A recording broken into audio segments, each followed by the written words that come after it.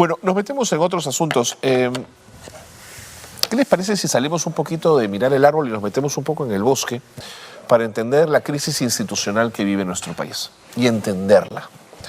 ¿Por qué nos hemos metido en esto? ¿Por qué estamos atascados y tenemos la sensación que el norte o la salida, la luz al final del túnel está muy lejos? ¿Por qué estamos tan enfrascados y tan molestos todos y no podemos ser capaces de llegar a acuerdos mínimos? Esto además en el marco de la situación de la Junta Nacional de Justicia, que es un poco el gatillador de esta conversación. ¿Con quién? Con Jenny Dador, secretaria ejecutiva de la Coordinadora Nacional de Derechos Humanos, pero además una persona que tiene una mirada lúcida sobre estos asuntos. Jenny, ¿cómo te va? Bienvenida. Días. Buenos días, Gracias Carlos. por estar con nosotros. No, gracias a ti. A ver, es verdad que hemos tenido en los últimos años discretos avances en la construcción de nuestra institucionalidad democrática, pero de pronto y rápidamente son desmantelados de manera, diría, constante, ¿no es cierto? A veces pensamos que es todo un plan urdido, a veces pensamos que se trata de golpes que no tienen mayor vínculo unos con otros. Yo quería preguntarte, ¿qué percibes tú respecto a esta debilidad institucional cada vez mayor? ¿Sientes que su acento está puesto en qué? ¿En la ausencia de diálogo, en la ausencia de partidos, en la ausencia de una burocracia que asuma la responsabilidad institucional? ¿Dónde estamos? Yo también rescato, como tú señalas, o sea, una institucionalidad que nos hemos empeñado en construir en los últimos 20 años, ¿no? Creo que todos estábamos en ese esfuerzo. Los primeros 10 años o 12 años con más éxito, y de ahí como que empieza a producirse un quiebre y un deterioro, ¿no? Yo creo que también somos una transición incompleta de vuelta a la democracia, ¿no? Porque volvimos a la democracia en el 2001 y empezamos a hacer algunas reformas que intentamos, pero otras se fueron quedando truncas y no le pusimos tampoco mayor esfuerzo. Hay ahí una deuda en términos también en términos de justicia, en términos de procesos de democratización y en términos también de lo que tiene que ver con una sociedad, con construir una sociedad más tolerante. Hay muchas personas a las que no les gusta la palabra tolerancia porque lo entienden como que ya, bueno, tengo que soportar al otro.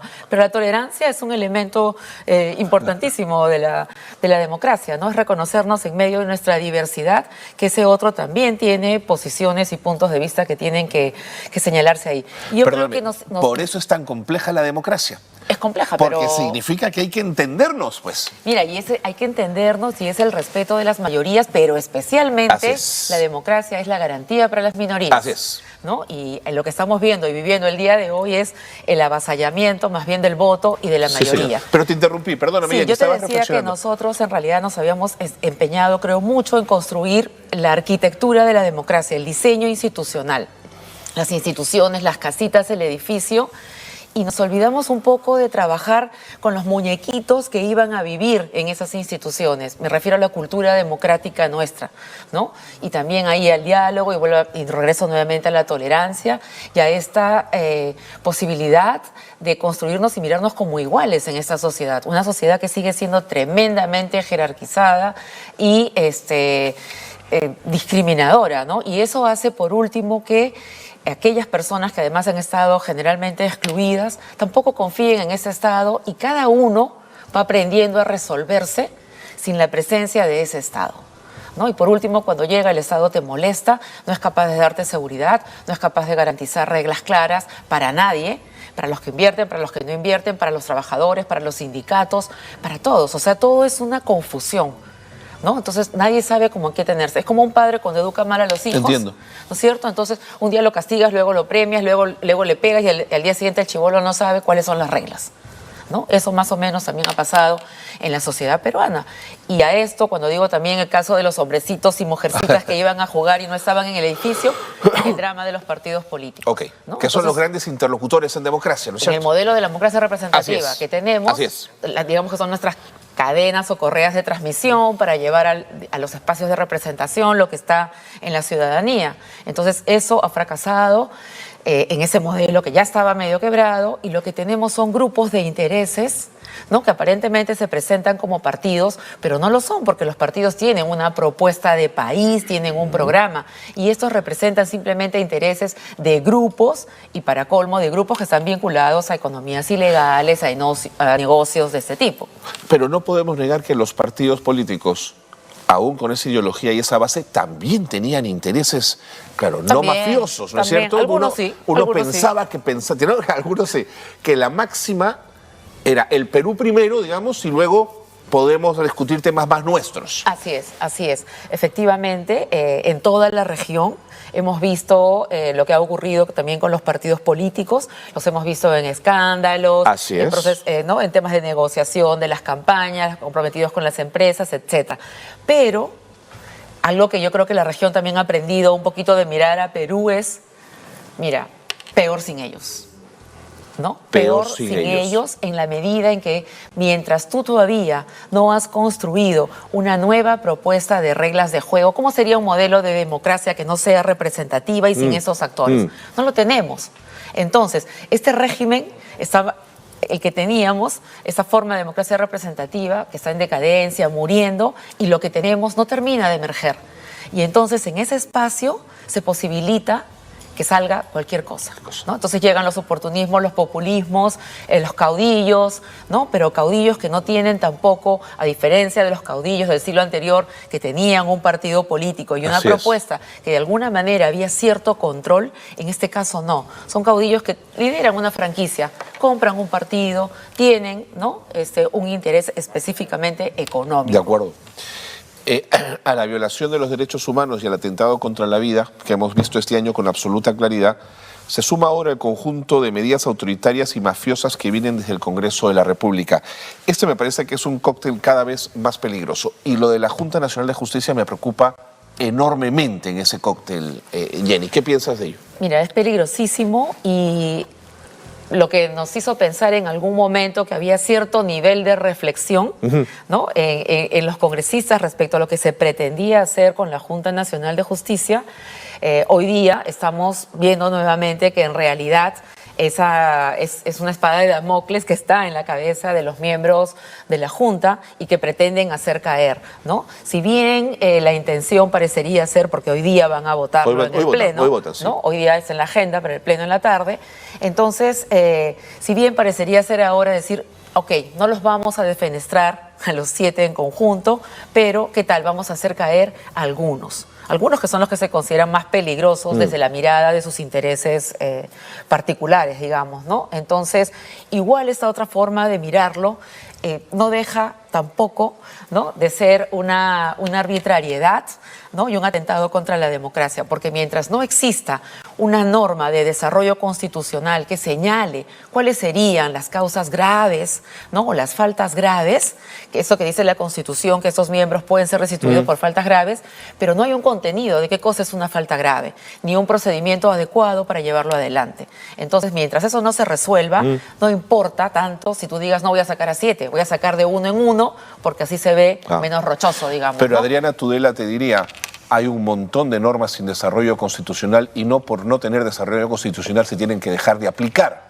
Efectivamente, no por no tener desarrollo constitucional se tienen que dejar de aplicar, pero en este caso, además, es un caso, ¿no es cierto?, que sí requeriría de todas maneras, no es una norma cualquiera. Sí, pues. Estás hablando de la Junta Nacional de Justicia, que tiene que ver con, para nosotros, desde la Coordinadora Nacional de Derechos Humanos, con todo lo que es el derecho de acceder a la justicia. Y ahí entra feminicidios, violaciones, temas laborales, o sea, la cotidianidad de los ciudadanos. Para un Congreso que tiene el 50% de investigados por fiscales. Por lo tanto, te imaginas además, que ellos mismos son parte. O sea, no solamente es acceso a la justicia, sino que además que es el órgano de control político, está siendo investigado a su vez por estos sujetos que están acá. Y yo te diría más, que creo que es el error de Tudela.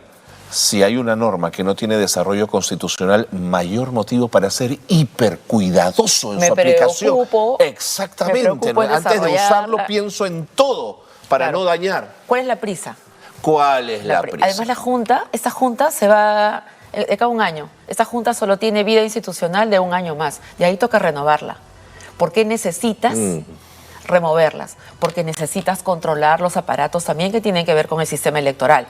Uno, porque necesitas garantizar para ellos impunidad, porque como dijiste, están siendo investigados en este momento. Así es. Y la Junta Nacional de Justicia tiene a su vez investigados, ¿no es cierto?, a miembros de la Fiscalía, que son los que están investigando a los otros.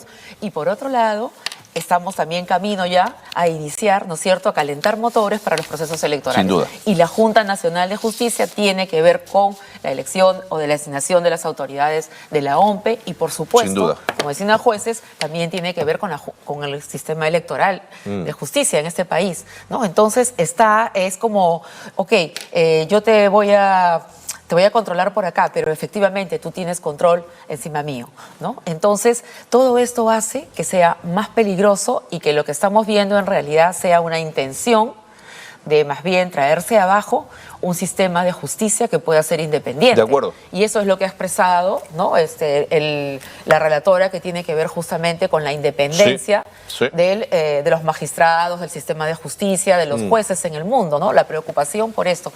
Pero además es un sinsentido. O sea, la presidenta se va a Estados Unidos y dando vueltas por el mundo también diciendo que va a traer inversión, etcétera. ¿Cómo tú atraes empresarios en ese estado de cosas? En un país, exacto, donde le dices, mira, acá tú no sabes cuáles son las reglas. Sí, pues. Tienes que venir con una bolsa aparte para para porque resolverlo. si no, no vas a poder resolverlas. Eso tampoco atrae empresarios. Jenny, hay quienes han querido comparar esto con la caída del Consejo Nacional de la Magistratura. Nos están diciendo, oye, ¿por qué no se quejaron tanto cuando cayó el Consejo? Es que en el Consejo fuimos claros testigos de la podredumbre que había ahí, Jenny. Efectivamente. O sea, es incomparable una cosa con la otra. Ese fue un caso de flagrancia. ¿No es cierto? Eso fue un caso de flagrancia. Todos lo vimos, lo escuchamos. Así es. ¿No? Y justamente ese es uno de los casos que en este momento continúa en investigación y donde, mira tú, o sea, porque realmente hay un nivel de articulación en ese tablero cuando tú lo miras, este caso, ¿no?, del escándalo de los jueces y que al final terminó con la remoción o con la defenestración del Consejo Nacional de la Magistratura, ese es uno de los casos que hoy día continúa en investigación en la Fiscalía, sobre el cual ya se tiene que pronunciar, y donde la Fiscalía de la Nación acaba de remover a la jueza que estaba, perdón, a la fiscal que estaba a cargo de esta investigación, Magali Quirós. Sí.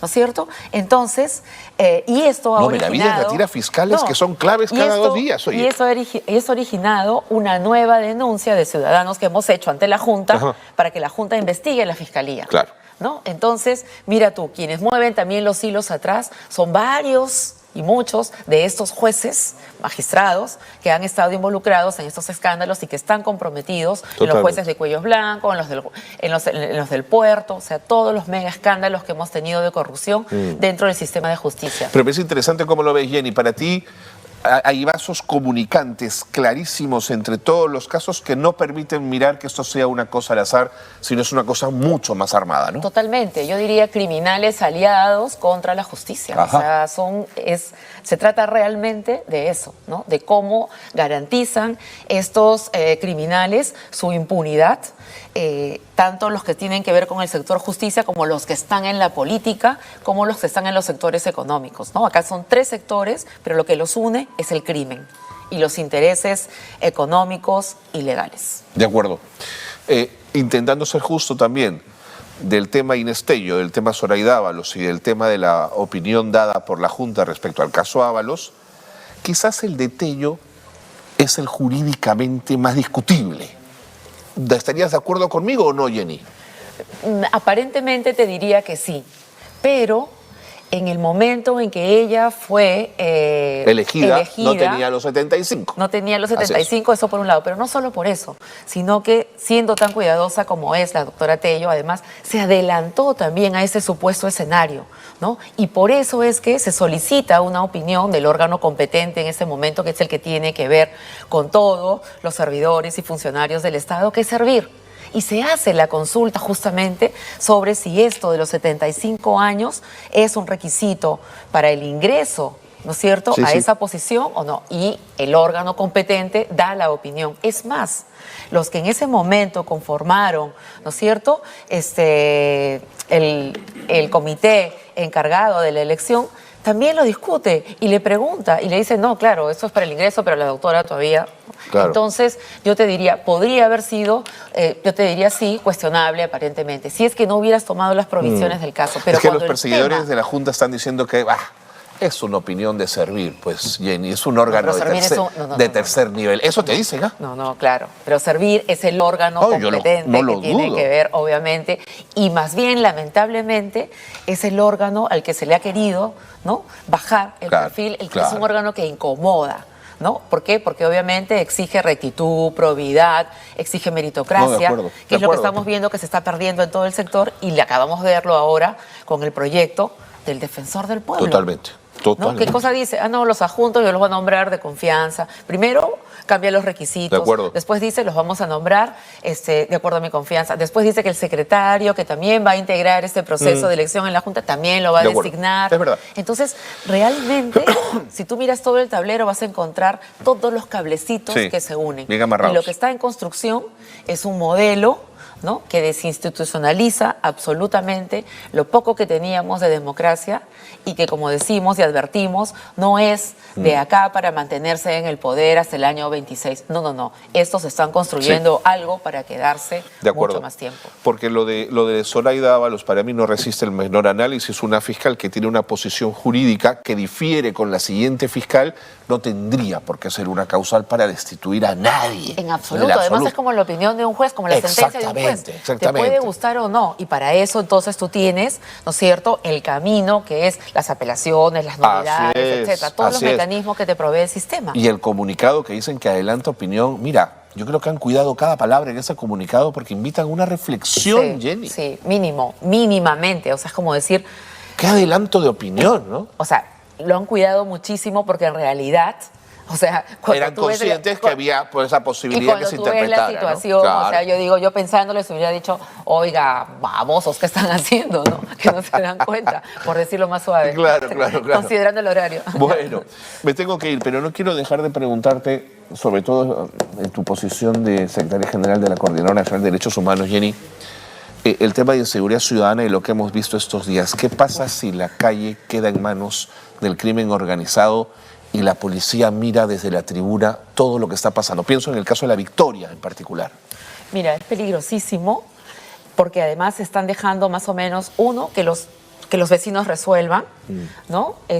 Y lo otro es que ya no solo que los vecinos resuelvan o los empresarios, en el caso de Gamarra, ¿no?, sino que a lo que estamos asistiendo es también a una disputa entre distintas mafias. Sí, señora. No solamente es el caso Sí, de señora. el grupo de los mototaxistas, ¿no es cierto?, que estaban prestando su servicio y que están organizados y que están siendo extorsionados. No, sino que también estamos viendo pleitos entre mafias, ¿no? Disputas por control de territorio entre mafias, como lo hemos visto en el caso de las trabajadoras sexuales y en realidad Sí, señor. muy poca gente se ha pronunciado sobre esto porque como se le considera la escoria de la sociedad, ¿no? Bien difícil. Mujer que y prostituta, y es lo peor del mundo, así es.